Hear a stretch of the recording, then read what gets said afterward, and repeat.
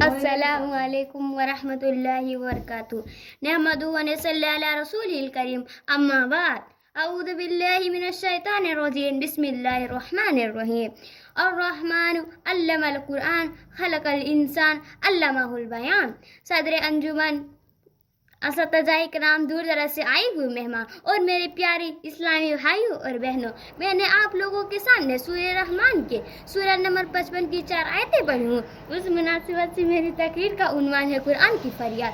سامعین کرام، قرآن کریم انتہائی عظیم کتاب ہے، پوری دنیا میں بہترین کتاب اور ساری انسانیت کے لیے ہدایت ہے۔ نہ ماننے والے کو ڈرانے والی کتاب قرآن ہے، بھٹکے ہوئے کو سیدھا راستہ دکھانے والی کتاب قرآن ہے۔ جن لوگوں کو صبح ہے اس کے لیے یقین دہانی اور جو مشکلات میں ہے اس کے لیے رحمت ہے۔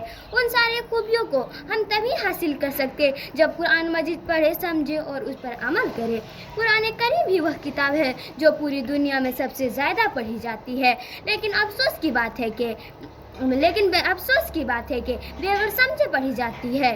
اسی لیے ہم مسلمانوں کو قرآن کریم سے جو رشتہ، جو بندھن ہے، وہ کمزور ہوتے جا رہا ہے۔ اتنے افسوس کی بات ہے کہ ایک شخص قرآن پڑھتا ہے لیکن اس کے زندگی میں کوئی بھی تبلیغ نہیں آتے، اس کے جینے کا طریقہ اور اس کے رہن سہن میں کوئی فرق نہیں آتا، اس کا دل ذرا بھی نہیں پھیلتا۔ قرآن نازل کرنے والا رب العالمین ہے، قرآن کی حفاظت کرنے والا رب العالمین ہے۔ میرے پیارے بھائیوں اور بہنوں، کیا بیان کروں قرآن کی عظمت، کیا مرتبہ ہے، قرآن کا کیا مقام ہے۔ قرآن کی عظمت تو یہ ہے کہ قرآن کو رب العالمین نے نازل فرمایا اور رب العالمین خود اس کی حفاظت کرنے والا ہے، قرآن سکھانے والا رب العالمین ہے۔ کیا بیان کروں قرآن کی عظمت، کیا مرتبہ ہے۔ قرآن کی عظمت تو یہ ہے کہ قرآن کو رب العالمین نے نازل فرمایا اور رب العالمین خود اس کی حفاظت کرنے والا ہے، کسی اور نے نہیں بلکہ رب نے سکھایا ہے۔ الرحمن علم القرآن خلق الانسان علمہ البیان۔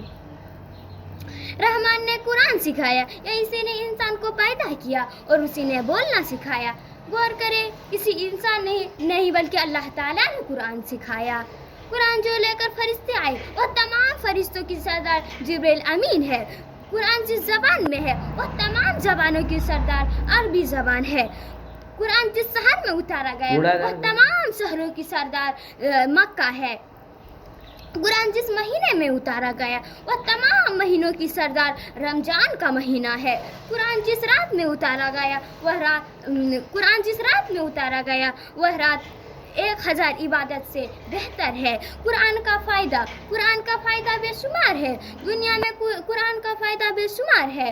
قبر میں قرآن کے بارے میں ہوگا، چوتھا سوال قرآن کے بارے میں ہوگا۔ رب کے دربار میں قرآن کا فائدہ بے شمار ہے، قرآن سفارش کرے گا۔ میرے پیارے بھائیوں اور بہنوں، دنیا میں ہمارے سر بلند عطا کرنے والی کتاب قرآن ہے۔ میرے پیارے بھائیوں اور بہنوں، کیا ہے جو سر جھکا کر جینا نہیں چاہتا، سب چاہتا ہے کہ سر اٹھا کر زندہ رہے۔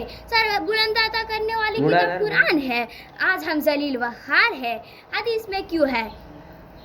کتاب الصلاۃ المسافرین میں ہے، ان اللہ یرفع بہذا الکتاب اقواما ویضع بہ آخرین۔ نبی صلی اللہ علیہ وسلم نے فرمایا، اللہ تعالیٰ اسی کتاب کے ذریعہ لوگوں کو بلند کرتا ہے اور اسی کتاب کے ذریعہ لوگوں کو پست و ذلیل کرتا ہے۔ میں اپنی بات کو ختم کرتی ہوں۔ اللہم اجعل القرآن ربیع وقبلی ونوری وصدری وجلاء حزنی وذہاب ہمی وغمی۔ اے اللہ، قرآن کو ہمارے دل کی پہاڑ بنا دے، اے اللہ قرآن کو ہمارے سینے کی نور بنا دے، اے اللہ قرآن کو ہمارے مصیبتیں دور کرنے کی ذریعہ بنا دے، اے اللہ قرآن سے ہمارے رنج و غم ختم کرنے کے ذریعہ بنا دے، اے اللہ قرآن سے ہمارا رشتہ جوڑ دے، کتاب و سنت سے محبت کرنے کی ذریعہ بنا دے۔ میں اپنی تقریر کو ختم کرتی ہوں۔ تمام مسلمانوں کی قرآن پڑھنے کی توفیق عطا فرمائے، آمین۔ وآخر دعوانا